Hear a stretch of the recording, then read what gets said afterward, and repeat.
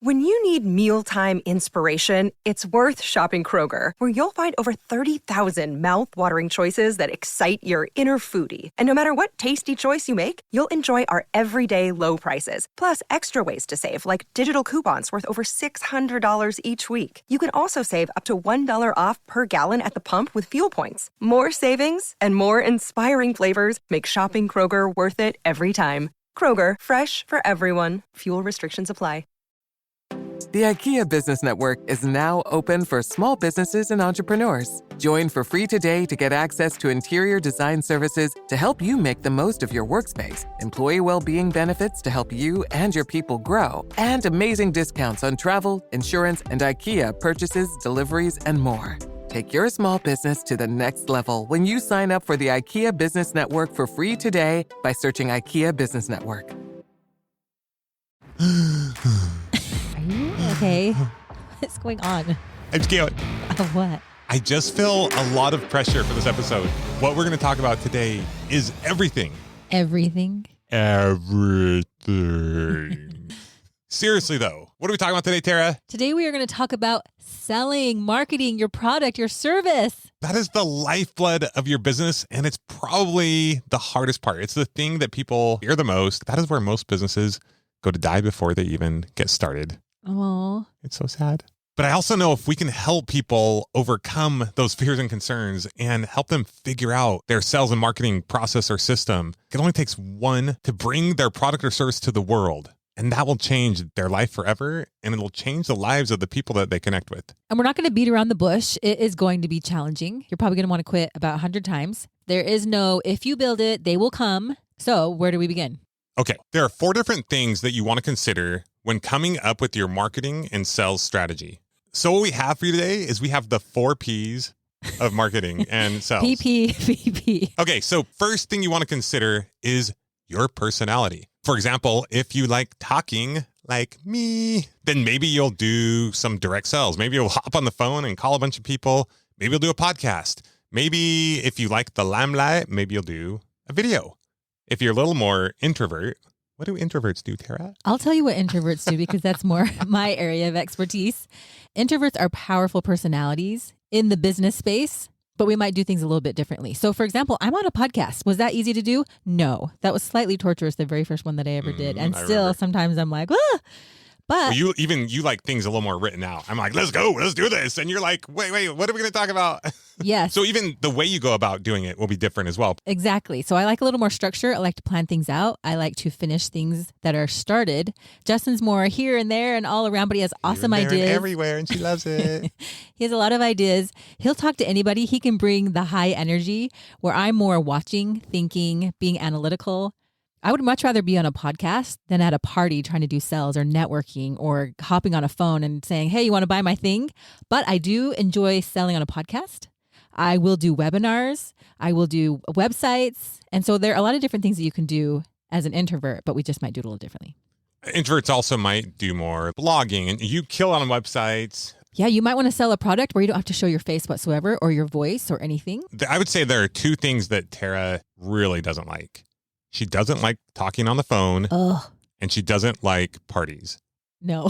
Those are like the 2 main things, right? Those are the 2 Ps that go with the 4 Ps, which are phones and parties. No, thank you. If you call me, I won't answer. And if you want me to party, I will dread going. I might show up and then I'll try to leave as soon as possible. So it's funny. You don't even totally mind a podcast, but that might terrify some people. And you don't even mind public speaking. No, I actually love public speaking. I love podcasts. I love teaching, but I like to do it in my way. Once again, it's not that it's about Tara and I. We're just using that as examples.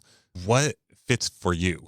Maybe you want to find people who are going to sell. Like you don't mind selling them the vision, but you don't necessarily want to be the one pounding the phones all day. Another thing to do with personality is your ability to handle risk. Justin has a really high risk tolerance. Mine was quite low.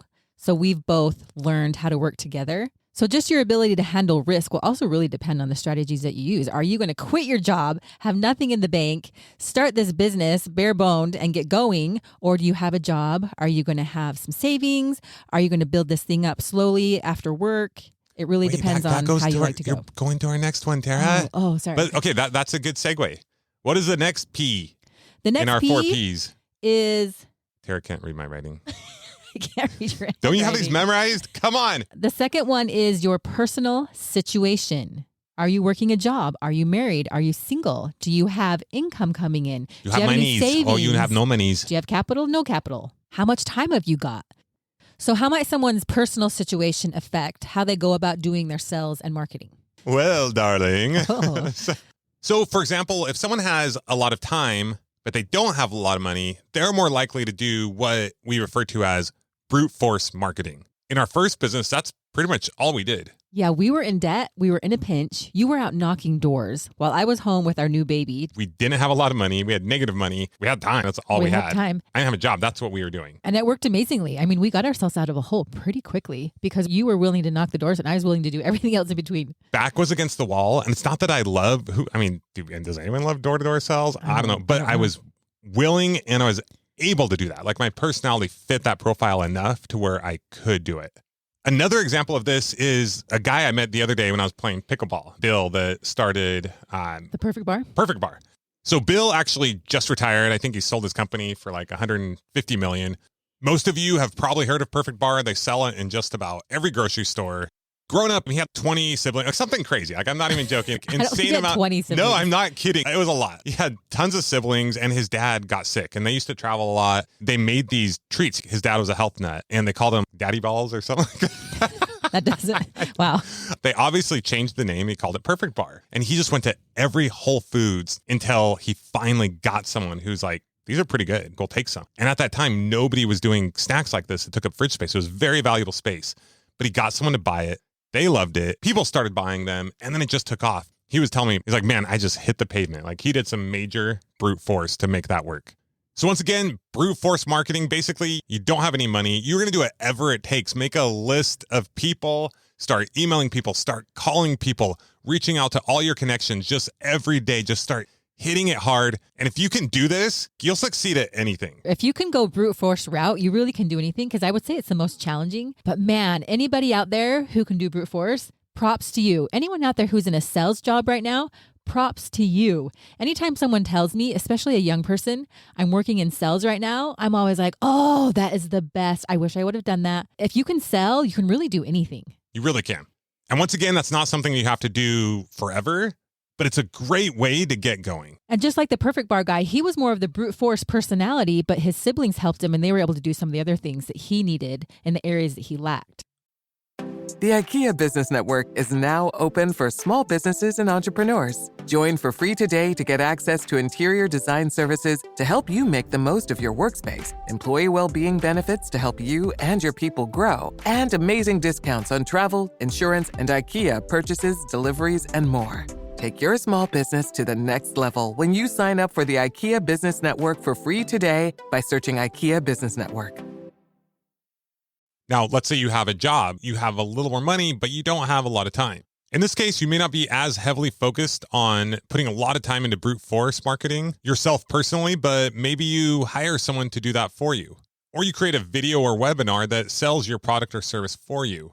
And you more heavily focus on paid advertising, such as Facebook ads or pay-per-click. So what if you don't have time or money, or you want to be a little more frugal with your money?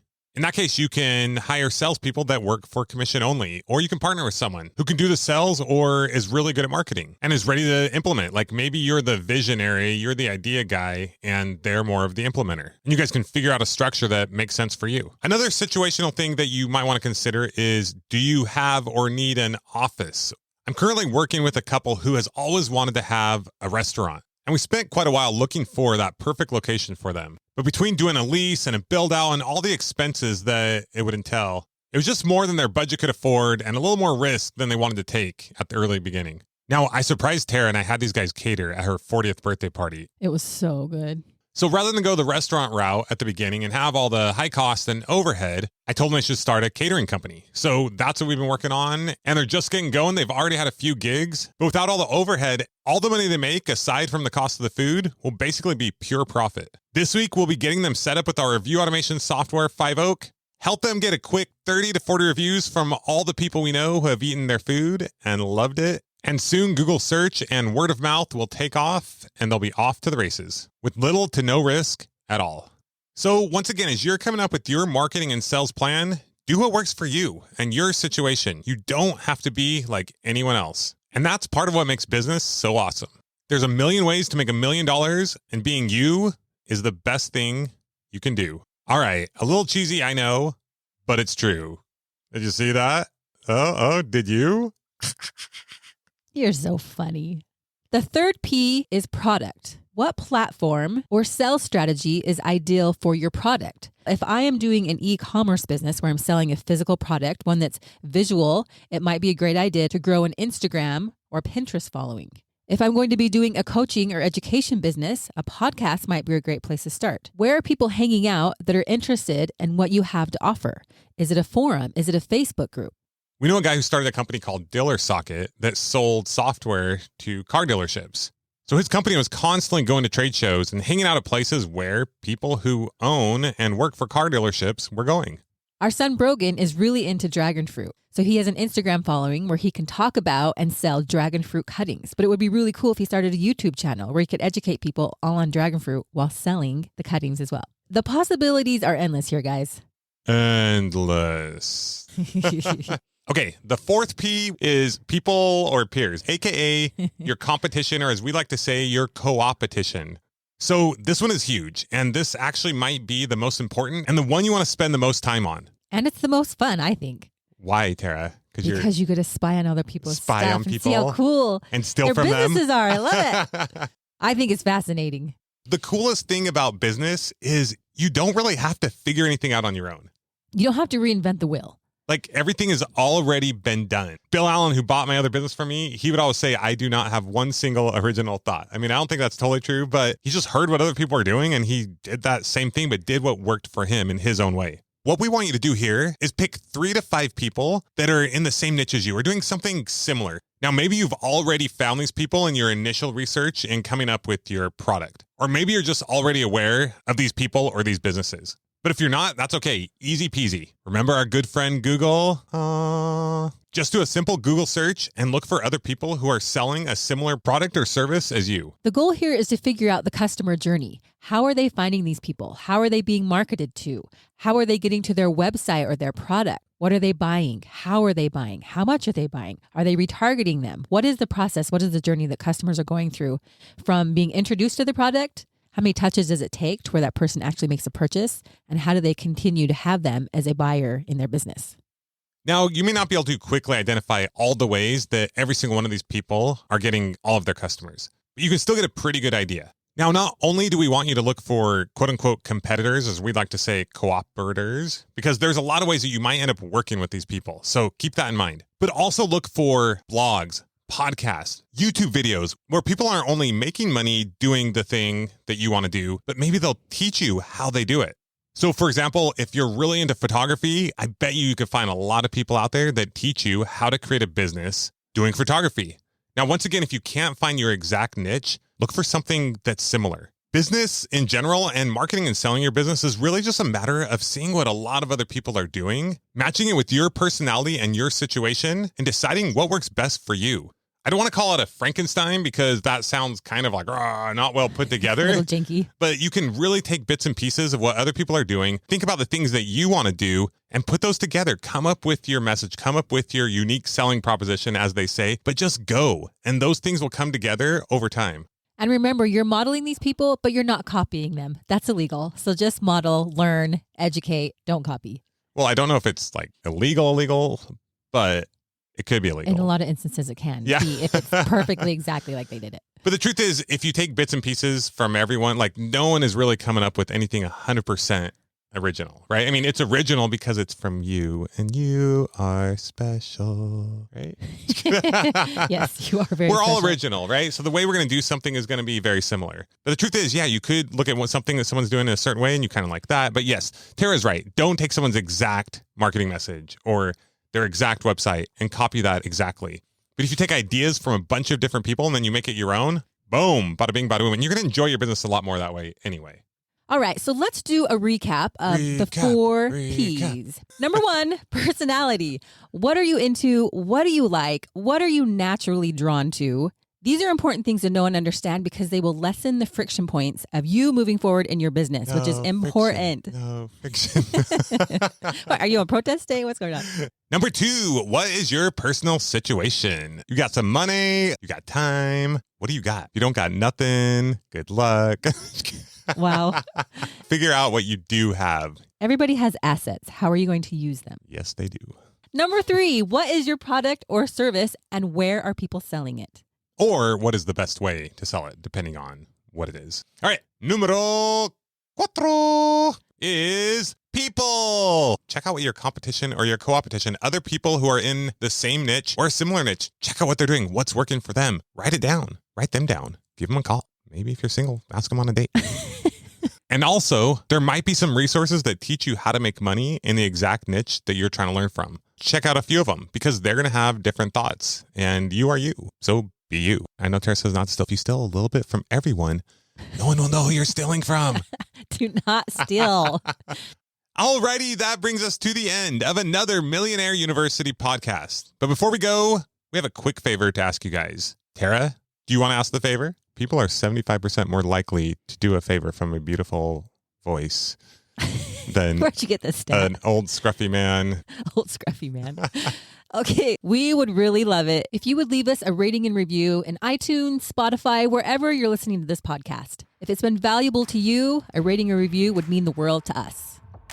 And we will see you next time when we make Tara cry. Oh no. We will see you then. Adios.